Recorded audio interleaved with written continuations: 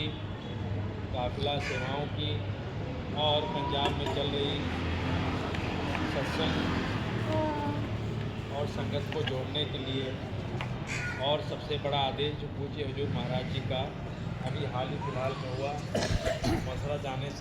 मथुरा जाने पर वहाँ पे इसके लिए एक बड़े स्तर पे कार्यक्रम होने के साथ साथ व्यक्ति के साथ साथ संकल्प भी उस समय मथुरा की पावन धरती पे किए गए।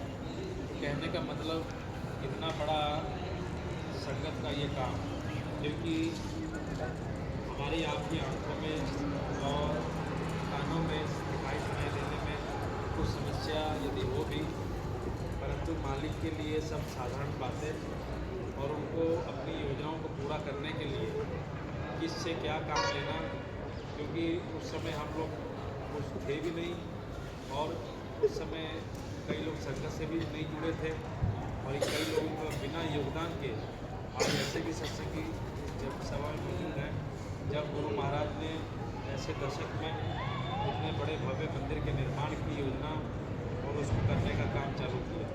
तो कहने का मतलब मालिक ने जो काम सोच रखा और उस जैसा अभी माननीय हमारे वक्ताओं ने सुनाया, हमारे हिसाब से हम हर एक चीज़ अपने परिवार के लिए, बच्चों के लिए और हर एक कार्यक्रम को संपन्न करने के लिए सोचते, लेकिन ये बहुत कम देखा जाता कि वो सब चीज़ें हमारे अनुकूल या जैसे हमने सोचा वैसे हो पाए।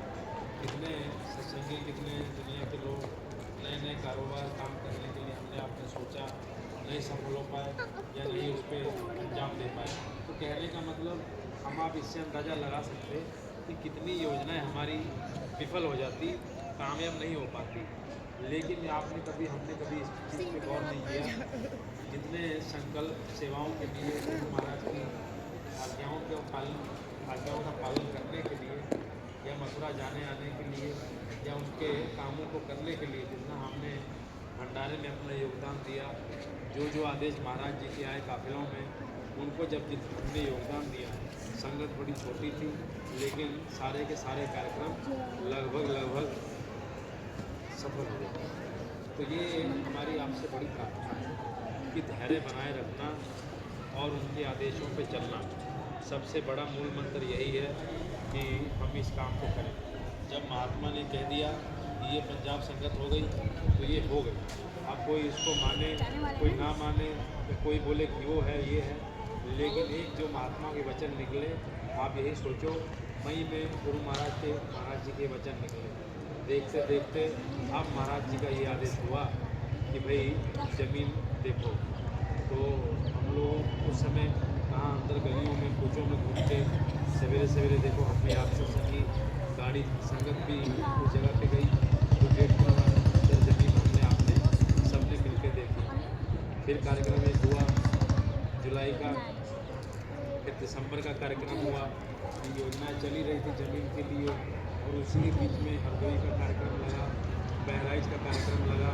उस सब सेवाओं को आप सभी ने जो आदेश हुआ सहयोग से पूरा किया। और देखिए जब हम कोचों में देख रहे थे अभी इस होली के कार्यक्रम में ये हुआ कि भाई थोड़ा उस समय की बात है जब कोचों में गलियां ज़मीन देखी जा रही थी, तब महाराज जी ने केवल इतना इशारा भर किया कि ज़रा हाईवे पे रेट पता है। तो हम उस समय घूम रहे थे, हाईवे पे केवल रेट पता उस समय भी किए गए। और उसके बाद ये लगभग साल होने को आने वाला। और अब महाराज जी का जब होली का कार्यक्रम मथुरा में संपन्न हुआ, उसमें संकल्प जिस समय हुए, संकल्प होने के बाद हम लोग यहाँ मथुरा से आ गए। और ये 2-3 दिन पहले मथुरा काफिले में से सूचना आई कि महाराज जी पूछ रहे थे कि भाई पंजाब में ज़मीन का क्या बना। तो बताया गया कि भाई ऐसी ऐसी बात है, सारी सूचना बताई गई कि ऐसे संकल्प वहाँ जो हुए थे वो सबको उस समय हो गए मथुरा में। लेकिन महाराज जी ने बोला कि कहाँ ज़मीन देख रहे, हाईवे पे। बोला हाईवे पे ही ज़मीन ली जाए। तो कहने का मतलब ज़मीन जो अब ली जाएगी वो हाईवे रोड पे ही ली जाएगी। तो ये महात्मा के वचन।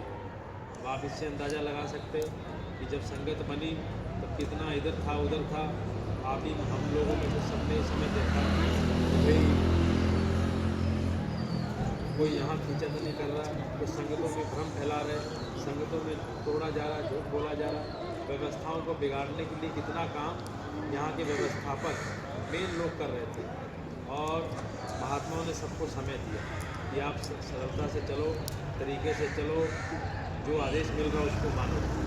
लेकिन यदि आप आदेश में नहीं मानेंगे और उनकी योजनाओं को बिगाड़ने का काम कोई करेगा, तो हम आपके सामने ये हुआ जो मथुरा में भी इस बात को कहा गया, कभी वो सफल नहीं हो पाएंगे। तो हमारे आपके सामने सबका नतीजा